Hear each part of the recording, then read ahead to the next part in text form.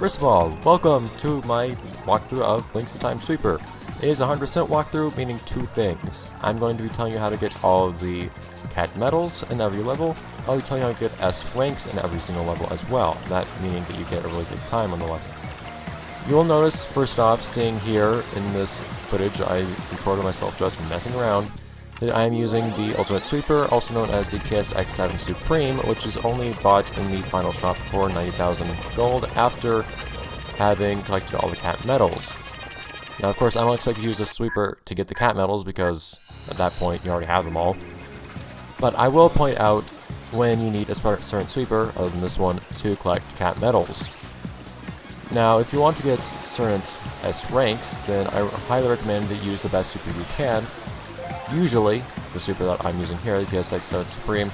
But if you do not have it, or you cannot get it for whatever reason, anything like that, then I highly recommend that you instead use the TS16000S, which is available in the Round 7 shop, that being the Everwinter shop. Of course, if you're going for all S ranks, I recommend that you have the best possible equipment anyhow, and the best possible equipment is going to be this one, the TSX7. But without further ado, I suppose you are mentally prepared. So, on to the guide then. I'll be breaking this into two parts as I said. First, I will start with the S run. So this is actually one of the most difficult S runs in the game. In fact, I would say the most difficult S rank times in the game are actually in the first round, as odd as that sounds. And some of that is rather odd strategies, like starting with a fast forward and then deliberately getting hit by the chrono blob to end the fast forward so you can use the record here. Have your recording, run on over and deal with the one enemy that remains, or at least the one that isn't on your direct path, and then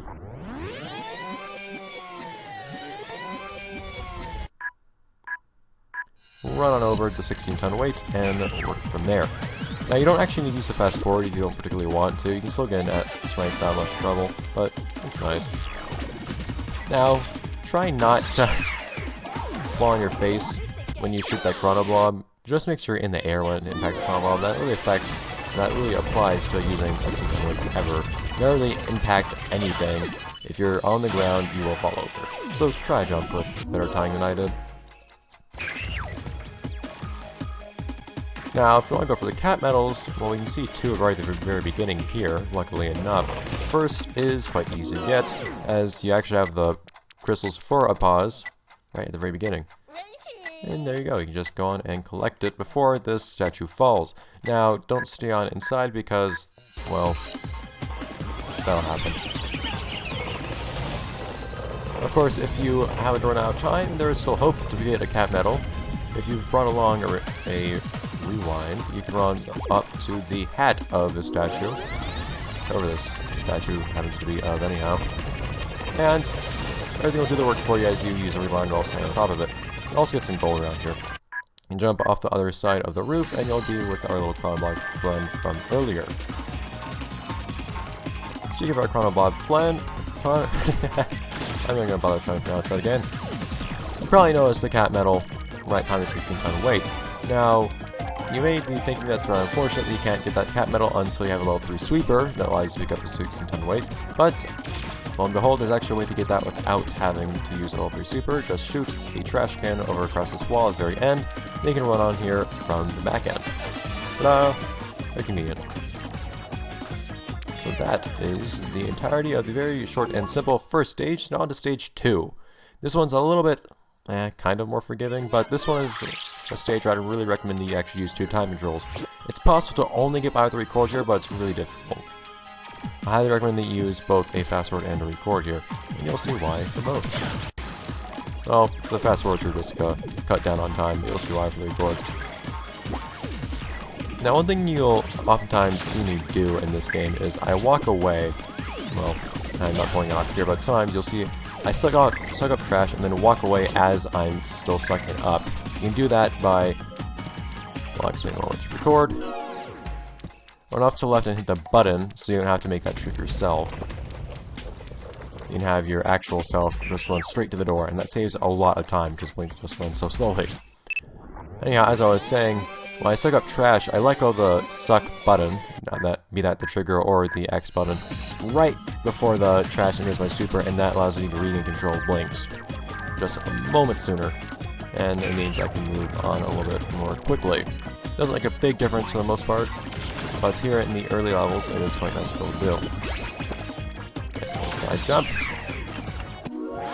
And this is probably the best time for the fast forward that I've been able to find. See, the thing with fast forward is that it lasts for about 10 seconds, during which the game is running at, I believe, double speed. That means that the entire time you use a fast forward, assuming you don't get interrupted by getting hurt, which thankfully is a huge retry, that entire time lasts about 20 seconds of in-game time. So it's kind of hard to find a good stretch where you can get through everything without running difficulties with shooting things, especially because for some reason using a fast forward messes with your aiming capabilities. Don't know why, it's just something unfortunate. Now again, from the beginning we actually see two cat medals, just like the previous stage. First one, they rather deliberately tease you with. In case you're wondering, no, you cannot suck up super through the wall, even though you can oftentimes suck things up through walls, which I'll actually do much later in the game. Instead, just run on back, well, to where you have to run to progress the level, right next to this button. Now, as for this one up here, well, try not to be too slow about it because apparently Tom-Toms can pick up cat medals if you're not too quick about it. Yeah, they have reason to be talking to. Anyhow, though, so aside from the fact that I apparently forgot to show that particular cat medal, how you get that cat medal, I'll explain how to get it real quick. Use a rewind while on the statue that fell over. I'll try to insert footage of that in post.